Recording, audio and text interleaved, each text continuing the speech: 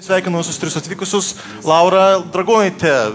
Net negaliu sakyti kylanti žvaigždė, jau pakilusi ir šviečianti pabandė žvaigždutė. Raustų liūtas ir būsimasis pramogų pasaulio ryklys Mantas Grimalis. Realiai, man įdomu, ką tu mane dabar pasakysi. Žmogus Lenkas, žmogus komikas. Taškas. Pamokė dar kartelį. Čia realiai mes vienam lygiai, ne? Su tai statusi. Pradėsime su jumis irgi nuo apšilimo klausimo. Jūs dabar tiesiog ne taškams, o tiesiog susipažinimu su jumis atsakykit. Kas tau labiau? Oi, iš karto. Šitas nėra klausimas. Dangus ar kelias žodžius? Nežinau, ar yra teisingų atsakymų ar neteisingų, galbūt yra. Yra teisingų atsakymų, taip. Yra. Labai vienas teisingas atsakymas. 3 yra už kelias žvaigždės, niekas už dangų. Vyrai, turėtų griežtą nuomonę šito klausimo, ar... Kelias žvaigždės, vienareikšmiškai. Tomašai? Kažkas yra tavo kultūriniam kodui? Pas mane vaikystėje dominavo TFL Polonija, tai aš ką kolegos pasirinkau. Bet buvo lenkiškų muzikinių šou? Galimai, aš žiūrėjau lenkiškai verstą Dragon Ballą. Tai čia mano laidas buvo. Jūs turite dainuojantį Romų tautybės žmogų? Kaip sakot? Turite dainuojantį Romų tautybės žmogų Lenkijoje? Aš galvoju, jeigu Kemliamų ten oficialiai gyveno, ne vienas turėtų būti. Galima. Supratau, turim pakalbėti ir apie mūsų prizus. Tai žinot, kad jūs puikiai galite žaisti kartu su mumis ir konkuruoti su žaidėjais ir konkuruoti tarpusavį. Tai geriausiam mūsų žaidėjui ir geriausiam žaidėjui iš publikos naujas, nenaudotas, nedėvėtas jojo. Čia rimta. Čia buvo, Lenkijoje buvo tokių? Ir dar turim, nežinau, dar sugalvosiu, ką jums įteiksiu. Bavarijos albumą, kasetės formatu Angelai. Norėčiau šitą. Taip pat pirmos 3 vietos, kiekvienas iš dalyvių ir pirmos 3 vietos iš publikos gaus mūsų pirmojo rėmėjo saldainių fabriko pergalę, šokolado fabriko pergalę, saldžią dovaną. Ir ne tik pirmos 3 vietos, bet ir kiekvienas, kuris užims 11, 22, 33 ir visas toliau sekančias sutampančių skaičių vietas, ar ne? Tai... Realiai visi išeisime dovanoti. Tai iš esmės mažiausiai 10 išeis su dovanom, o tikiu, kad ir daugiau. Tai paplokim pirmą mūsų rėmėjų saldainių fabrikui pergalę. Kitas mūsų rėmėjas yra TransferGo, pigus ir greiti pinigų pervedimai. Net į Lenkiją galima, žinau. Ir trečias mūsų rėmėjas yra legendiniai ledai kriu-kriu. Vaikystės skonis. Aš nieko nenoriu sakyti, bet galimai kažkurie iš jūsų irgi gaus paragauti kriu-kriu ledų, kurie žmonės ieško masiškai. Grūdas eilėse stumdosi nugaromis kartais negauna, bet mes šiandien galimai jums pradžiuginsim. Dabar paskolą lengviau pasimti negu... Mes tai pradėsim žaidimą ir dabar dar apšilimo klausimą turėjo ne tik mūsų žaidėjai, bet ir žiūrovai. Jie buvo paklausti, kasgi jų manimo laimės mūsų žaidimą. Tai to žiūrim rezultatus. Taip, 24% sako, kad laimės Tomas Šrinkevičius. Wow.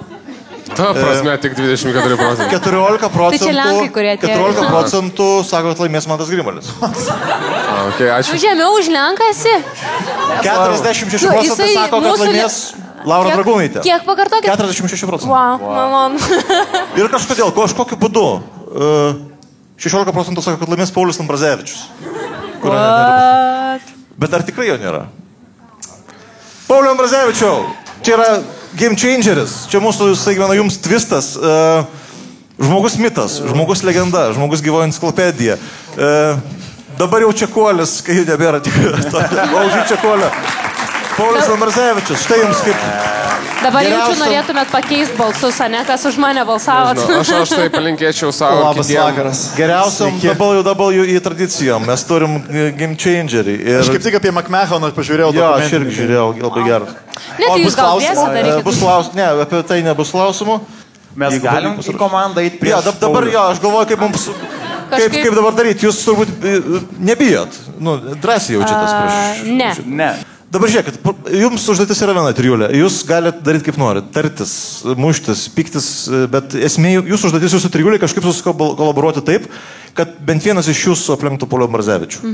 Galite aukoti kažkurį vieną, kuris atsakinėtų būtent trijulės jūsų nuspręstą klausimą. Bet greitis irgi turi įtakos, žinot tą dalyką. Nebūtent atsakyti teisingai, bet jeigu atsakot greičiau, tai gauna daugiau taškų. Okay.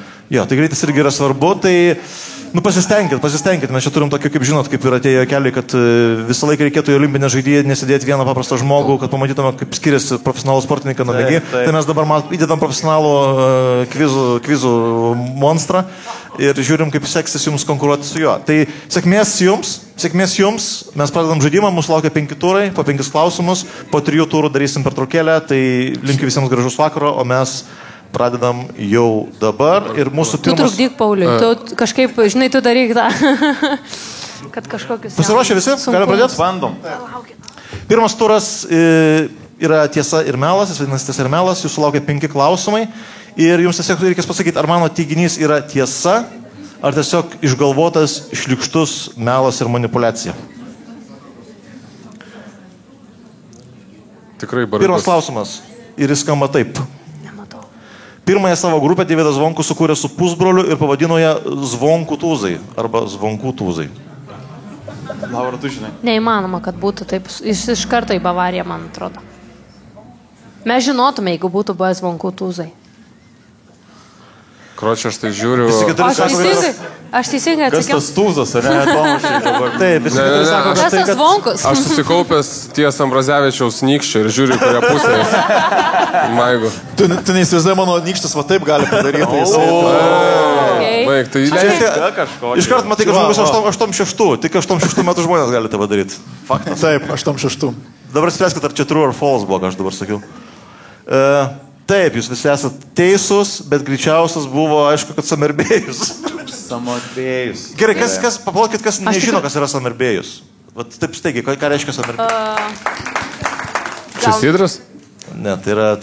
Jums bus sunku 90's kviz, jeigu nežinot, kas yra Samerbėjus. Jūs turbūt nežinot, jums turbūt be namų yra gerai. Matai, kai tau 90-ais, man kiek buvo metų, aš gimiau, o tu jau buvai gyvenimą nugyvenęs. Serialas be namų negerai kažką sako jums, ar ne? Serialas pats taip. Jo veiksmas vyksta išgalvotame Samerbėjaus miestelyje. Taip. O tu žinojai, Pauliau? Atspėjau. Jis vaidinęs tam serialę. Jo. Ne, Laura klaidingom prielaidom prie teisingo atsakymo, grupė Bavarija nebuvo pirma Deividas Zvonkus grupė. Jie kartu su vyručiais iš pradžių buvo įkūrę grupę Avarija. Ir Bavarija nėra dėl to, kad jie kažkaip labai mėgtų vokiško regiono virtuvę ar kultūrą ar taip toliau. Tiesiog nusprendė, kad jie dabar bus buvusi avarija ir B apostrof avarija reiškia buvusi avarija. Nu, netoli nuėjo. Jo, grupė, jo.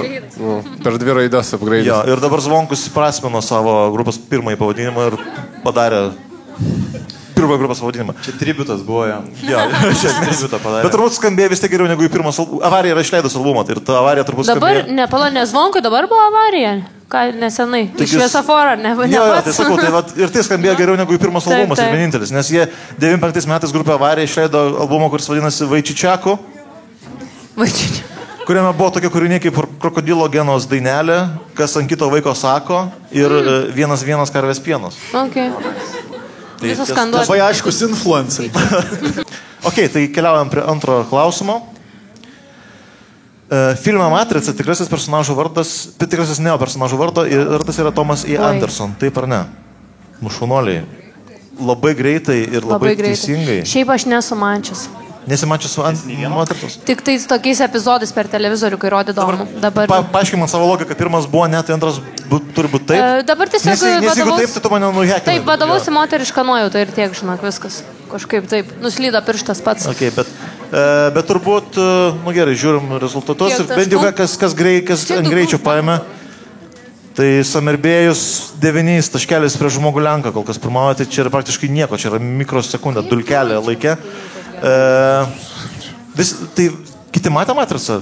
Aš žiūrėjau gal prieš 2 mėnesius kino teatre. Pirmąją, ne? Ne, pernai gal rudenį. Jo, pirmą. Jo. Nes neturėjau garbės pirmos matyti kino teatre per... Jo, aš pirmą mačiau kiną Panevėžį garsą. Aišku, kad garsą. O jūs matė? Tu Lenkas, lenkiškai. Nu, aš dabar skridau lėktuvę ir peržiūrėjau. Čia yra klasika, čia yra vienas geresnių filmų. Rodė per Alanką ir tada, man rodos, buvau užpirkęs Omnitelis, kad bus be reklamų. Taip. Okay. O jūs dar tos kartos, kada esat siuntę SMS, kurį penktadienio filmą per TV3 reikia balsuoti? Esat kas esat balsavę už TV3 filmą, kad būdavo tokia akcija, atrakcija surinkti pinigam iš naivaus jaunimo. jums siūlomi 2 filmai, kurie gali būti rodomi penktadienio vakare, jūs visą savaitę siunčiat SMS-us ar skambinat ir tą filmą parodo. Ir aš žinau, tipo tikrą istoriją, nežinau, kiek čia yra urban, ar labiau suburban legend, kad kažkieno pusės yra kažkas pleškino sąskaitą tėvam už kelius tūkstančius litų. Jūs klausite, kodėl, ką tu darai, sako, aš visus filmus balsavau. O kodėl tu visus filmus balsavai? Nes man visi geri buvo. Taip kaip aš už Grūdą balsavau per Kelias žvaigždės, irgi esu privarius neblogai sąskaitas. Taip, bet tu ne už visus Kelias žvaigždės. Ne, aš už Grūdą. Ne tai, kad tau visi patiko ir už visus balsavai, žinai. Tai žmogus taip ne iki galo įsiaiškino, kaip rinkimai veikia. Gal visus gal parodys. Tėvam atmazas, sakai, čia mes matrica, čia feikas viskas. Atjunkit mane tą šlangą iš galvos ir jokių pinigų nebuvo. Gerai. Čia visi žiūrėjo tą filmą, aišku, kaip aš supratau. Čia dar įdomus toks faktelis, kad, bet tu, Laura, žinai, blue pill, red pill, tą visą filosofiją. Taip, sakau, aš kažkiek epizodus ten mančius, aišku, tai įdomus dalykas, kad tą raudonos ir mėlynos piliulės dalyką režisieriai nusižiūrėjo iš filmo su Švarcu, Total Recall arba lietuviškai viską prisiminti, kur irgi personažas turėjo pasirinkti raudoną arba mėlyną piliulę. Tai vat, Švarcnegeris iš dalies įkvėpė Matricą. Painfluencino. Gerai, 3 klausimukas. Vėlgi, taip ar ne, grupė Žas yra išleidusi albumą pavadinimu Leninas. Taip ar ne? Oi, suklydau. 3 sako, kad negali to būti tokio dalyko. 1 sako, kad taip. 3 sako, kad negali būti tokio dalyko. 1 turėjo tau. Ir mokėjo savo pinigą uždirbtą ir gauti? Man atrodo, aš manau, kad turėjome mes kasetę. Leninas.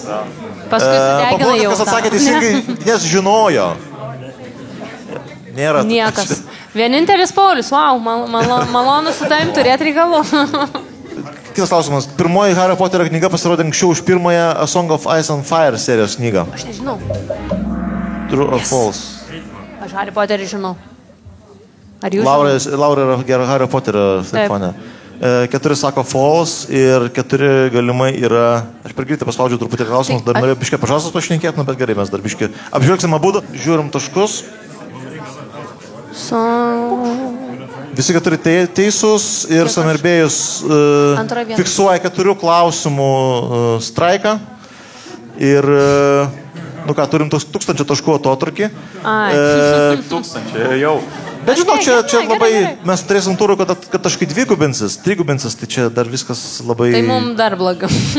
Jūs, pavyzdžiui, bent jau žinot, kad Žasai ne visą laiką dainavo apie mandarinus jaunimas, kad jie turėjo savo sunkesnės muzikos etapus. Taip, tai jie pradėjo kaip normalios muzikos, paskui nuėjo į tą jau. Įdomus dalykas, kad aišku, kad pirmą dainą jam padėjo rašyti ne kas kitas, o Andrius Mamontovas. Ir jų pirmas koncertas turėjo būti iš karto Vingio parke, kai jie apšildė foje koncertą. Ir jie apšilinėjo pas Trusavaką bute. Tik tada pirmą kartą į kambarį ėjo Trusavakos brolio draugas Bilas ir iš karto tapo grupės nariu. Jie darydami iki Vingio parko nuo buto pasisinko dar draugelį ir visi išlipo ant scenos tada. Ir šalia pirmo kūrinio, kuris vadinosi Debilas ir bažnyčia Debilas, jie sugrojo dar vieną kūrinį, kuris irgi po to tapo jau hitu, ne pieną gėrėsi, nuo pieno ir mirsi. Aš šiaip dabar nesenai tik sužinau, kad Vilniui Vingio parke Black Eyed Peas koncertavo kažkada. Atsimenat jūs šitą faktą? Čia gal 25. Taip, bet aš tik dabar sužinojau.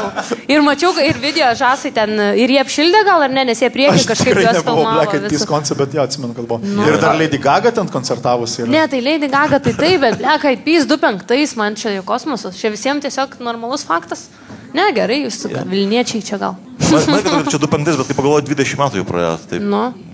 5 klausimas True or False kategorijoje ir jis skamba taip. Luko ir Noreikos dainos Laikas įrašuose pianinu groti buvo sutikęs Vytautas Landsbergis, bet paskutinę minutę atsisakė. Taip ar ne? Taip ar ne? 2 sako taip, 2 sako ne. Kas sakė, kad ne?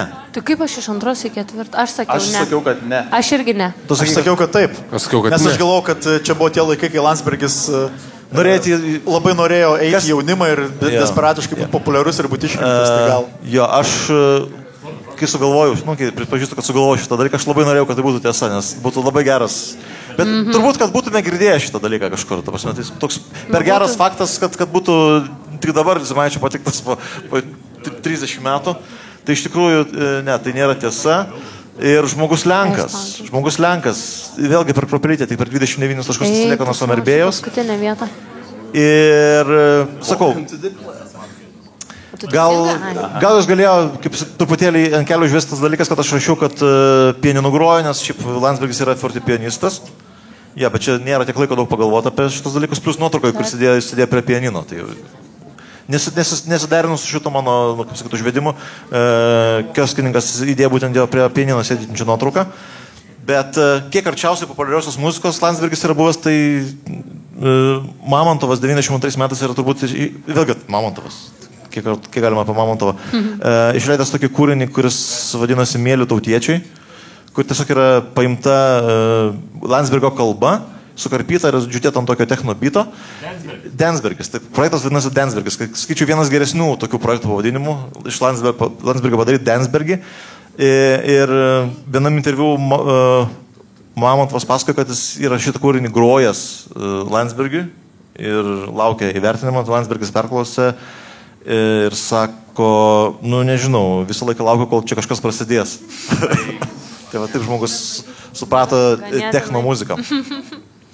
Ok, dabar finalizuojam pirmą turą, taip, keliaujam prie antro turo.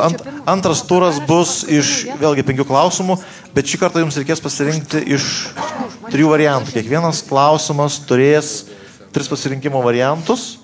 Ir pirmąjį antro turo klausimą mums pristato TransferGo, mūsų pirmasis rėmėjas. Tai yra lietuvių įkurta įmonė turinti daugiau negu 8 milijonus klientų visame pasaulyje. Pigus ir greiti pinigų perdavinimai per visą pasaulį. Galima pinigus iš Europos siųsti daugiau negu 160 šalių visame pasaulyje. Ir tai yra suportas veikia ir lietuviškai, ir 8 kitomis kalbomis. Tai naudokitės TransferGo, jums reikia pinigus pervesti į užsienį. Ir dabar pirmas klausimas susijęs, pristatomas būtent jų ir skamba taip. Toks truputėlį apšilimai, aš manau. Tai rodomės kitą. Koks buvo lito ir dolerio kursas nuo 1994 iki 2002 metų? 3,458 lito už dolerį, 4 litai už dolerį ar 5,2512 lito už dolerį? Ar jūs vaikit dolerius rankos esat laikę? Kur jūs 2 dolerius, aš? Turi $1 dabar kišenį. Aš turėjau savo lombardą, būdamas 8 metų. Dolerinį? Jo, monopolinį. Ir ten skaičiavau savo vaikiškų skaitytuvų. Ok. Tai turbūt aš vienintelė blogai atsakiau. 3 sako, 4 litai už dolerį, jo. Tai litas buvo pririštas prie dolerio, iki tol, kol jis buvo pririštas prie euro. 2002 metais mes jau, kaip sakyt, buvom prisirišę prie... Praradom nepriklausomybę. Praradom, jo. Vaikų namuose nebuvo dolerių. Liūdna, bet ten į litų nebuvo. Pagaliukai tik tai. Tik pagaliukai, stikliukai. Taip. Kągi, keliaujam prie antro klausimo. Pažiūrėjom pirmą tai, kad Somerbėjus vis dar išlaiko šiokį tokį pranašumą. Kaip vadinasi kompiuteris 96 metais įveikęs šachmatų pasaulio čempioną Garį Kasparovą? 3 variantai. Hall 9000, Stockfish ar Deep Blue? Kas spėjo, kad Hall 9000? Labai gerai. Dėja, ne, tai šiaip visi 3 atsakymai yra šachmatų kompiuteriai. Bet legendinis jų yra Deep Blue, tamsiai mėlyna, kitaip tariant. Tai buvo toks lūžinis momentas kompiuterių pasaulyje, kada kompiuteris jau tapo toks galingas, kad bent vienoje partijoje sugebėjo nugalėti pasaulio šachmatų čempioną. Ta visą seriją vis dar 96 metais laimėjo Kasparovas 4-2, bet jau po metų jau naujesnė versija Deep Blue, tamsesnė mėlyna, vėl žaidė prieš tą patį Kasparovą ir tada jau laimėjo. Ir nuo to jau nebėra kelio atgal. Dabar šachmatų kompiuteriai tiek patobulėja, kad jau iš esmės žmogaus protas nebelabai pajėgus jiem pasipriešinti. Tai... Sakau, keista, kad Deep Blue ant geltono fono. Jo, čia mindfuckas, čia yra žiaurus matrica. Tu dėl to neteisingai ir atsakai, tik tai dėl to. Aš suklaidinau spalvas. Taip. Kol ištransliavau iš Lenkų į Lietuvių, tai praėjo laikas ir HAL 9000. Bet tau dabar, žinau, Dar spalvą išversti reikėjo. Jo, labai sudėtinga. Žodžiai, spalvas. Tau dar labai neblogai sekasi. Tikrai neblogai sekasi. Paskutinį vietai? Ne, aš paskutinį. Žiūrėk. Taip. Grimalis kyla į pirmą vietą, Somerbėjui niekaip nepavyksta kol kas atitrūkti. Nu kokia pirma? Iš mūsų pirmą. Pirmą iš jūsų, jo. Čia realiai pamirškite apie Ambrazevičių, mes tarpusavį varžomės. Jo, čia va tas Jūs pamatėte tą komandinę dvasę jau pačioje žaidimo vos nepradžioje, tai žinot, truputėlį susikaupimo. Jis tiesiog dirbtinis intelektas. Mes varžome su dirbtiniu intelektu ir tiek. Nu, trečias toksai visiškai. Aš jau padariau vieną klaidą. Čia GPT žaidžiam dabar. Viena per daug. Ne. Jeigu mes klausėm čia GPT, tai čia GPT klausė Ambrazevičiaus, va tai veikia dalykai. Kurio produkto šūkis 90-aisiais buvo The Fresh Maker. Minton, Tic-Tac ar Mentos? Žinau, paspaudžiu. Šaunį. Laugai. Viskas. Du teisingi atsakymai. Kas sakė, kad Mentos? Aš irgi. Ir skamba kaip... Mentos, The Fresh Maker buvo Mentos šūkis. Esate darę Mentos ir kolos iššūkį kada nors? Blemba, žinai ką, aš norėjau spausti Mentos, o Mintoną. Aš norėjau Mentos paspausti. Man vienodį. Tas raidės lietuviškos klaidės. Šitas dalykas, spėkit, kada atsirado tas memas, trendas 2000-ųjų pradžiai, kada tą pilti, dėti Mentos tos saldinukus. Jo. 2006. 2006, būtent. O. Prašau.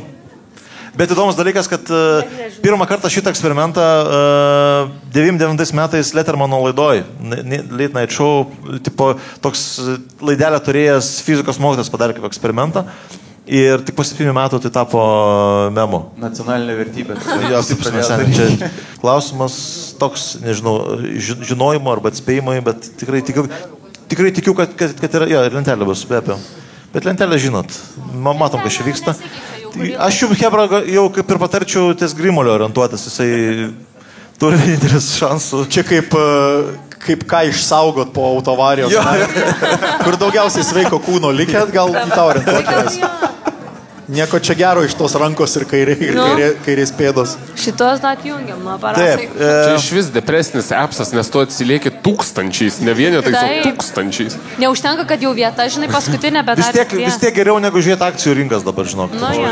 Ten skaičiukai dar liūdnesni. Užuoju tą Viktorą, girdėjau, prarado 7000. Aš girdėjau 10 iš patikimų. Iš artimesnių. Nesvarbu, ką girdėjau. Gerai, klausimas štai toks. Kas yra Andrikienės laikas? Andrikienės laikas? Trumpai gyvavusio dienraščio pavadinimas, laikinas Lietuvos perėjimas prie pirmosios laiko juostos ar debiutinis Oskaro Koršunovo spektaklis? Ai, bet ką. O Andrikienės laiką mes būtinai kastruosim? Tai čia turėjo būti šitas, taip. Bet aš labai užtrukau, kol paspaudžiu. Kas spėjo, kad tai yra dienraščio pavadinimas? Aš bet ką paspaudžiau. Jo, radio šou apdainuotas Andrikienės laikas, viename kūrinyje buvo tekstas, o Andrikienės laiką mes būtinai kastruosim. Tai buvo toks eksperimentas Lietuvoje, 98 metai. Lietuvoje egzistuoja tokia Europos reikalų ministerija, nes Lietuva reikia integruotis į Europos Sąjungą ir visą kitą. Ir įsteigėme Europos reikalų ministeriją ir jai vadovauja tokia Laima Andrikienė, kuris sugalvoja, kad mes dabar darysim taip. Mes laiką atsuksim dar labiau į Europą ir mes gyvensim Briuselio laiku. Briuselio laikas reiškia tai, kad žiemą tu laiką atsukit dar valandą ir temsta 3 valandą jau.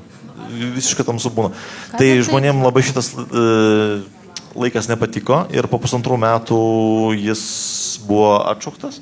Bet iki šiol jisai kolektyviniai atminti žmonių, tie, kuriem virš 30, yra prisimenamas kaip Andrikienės laikas. Aš atsimenu, kad aiškino, kad buvo sąmokslo teorija, kad ponai nenori sukinėtis laikrodžių, kai į Briuselį nuvažiuoja. Jo, tai dėl to šitas laiko juosta parinkta. Bet viena iš nesąmokslo teorijų, dabar kaip tik pasikėliau popierius ir straipsnius, tai Andrikienės argumentas buvo tas, kad taigi su Briuseliu susiskambint daug patogiau, kai yra tas pats laikas. Ai, nu tai va. Blema, tai tu ne Ameriką skambini, kad antras. Per valandą. Jo, per valandą skiriasi. Sveiki, per pietų, žinai, sudėtinga labai. Ne, arba darbo pabaiga, jeigu jo, tu skambini, žinai, 5, ten dar tik 4. Ką daryti. Ir paskutinis įdomus faktas apie Laimą Andrikienę, tai jinai 8 metus yra buvusi Gedimino Žemelio stepmom. Žinot, Gedimino Žemelio... Pasikeitė į mamą tiesiog? Gedimino Žemelius turi tėtį ir mamą, tėtis su mama išsiskyrė ir tėtis vedė kitą moterį ir ta moteris buvo Laima Andrikienė, kuri vedė Andrikienės laiką. Ir paskui jisai kitą jau vedė moterį. Po to jie išsiskyrė. Nesakė laikinai buvo. Aš nežinau. O Andrikienės dar brolis buvo kažkoks ministras. Juozas Galdikas, sveikatos. Stipri moteris, laiko keitė ir šeimyninį statusą. Tai va, kaip sukinėjimas laiko gali paveikti žmonės ir jie po to kūrė vilkų komandas. Mačiau tą filmą su Stepanu. Gerai, dabar užbaigime antrąjį turą, 5 klausimą ir vėl jį mums pristato rėmėjas. O rėmėjas yra ne kas kitas, kaip... Nu gerai, lentelė. Samerbėjus atitrūksta pagaliau per 1000 taškų. Žmogus Lenkas vejasi Grimalį per 1000 taškų.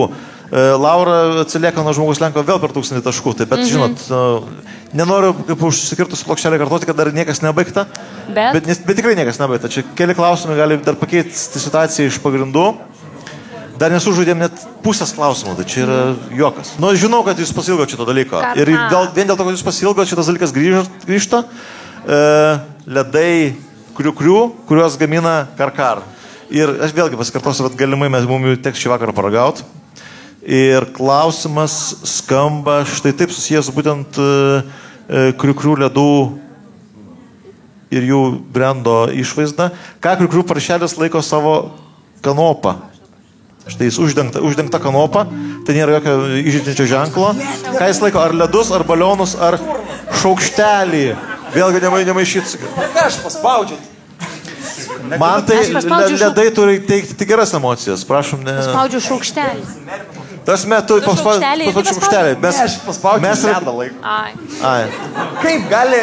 Jis jau yra ant ledų.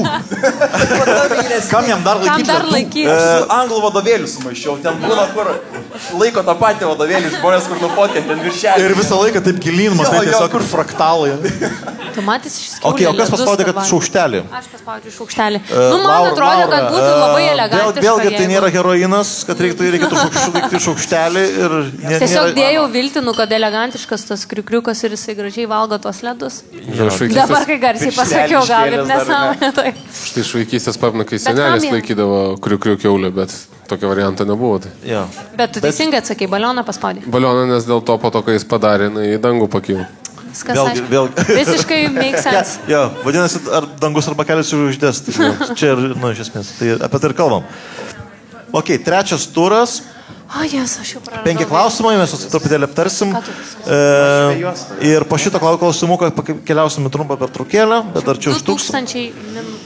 Dabar pasižiūrim, ką mums davė šis klausimas, kokius pokyčius lentelėje. Gal vis dėlto žinokit, nežinau, ar būtent ties Grimaliu jums reikia orientuotis. Visai ir Tomušas gerai varo. Sakyčiam telefonais trumpai. Jo, Samerbėjus vėl fiksuoja 5 atsakytų šėlės klausimų seriją. Čia paukojom vieną, kai bus klausimas, skambinam Pauliu, kad išmuš laukant appsą ir tada mes laimėsime. Gerai. O turim Pauliaus numerį? Ar turim Pauliaus numerį? Turit strategiją naują? Turit strategiją? Viskas tvarkoja? Galim važiuoti toliau? Turai keičia turą, klausimai sudėtingėja, formatas sudėtingėja. Jums dabar reikės nebe iš 3, o iš 4 variantų pasirinkti teisingą. Bet pirmas klausimas, vėlgi tokiam lengvesniam apšilimui. 1 iš 4, linkiu sėkmės. Klausimas skamba taip.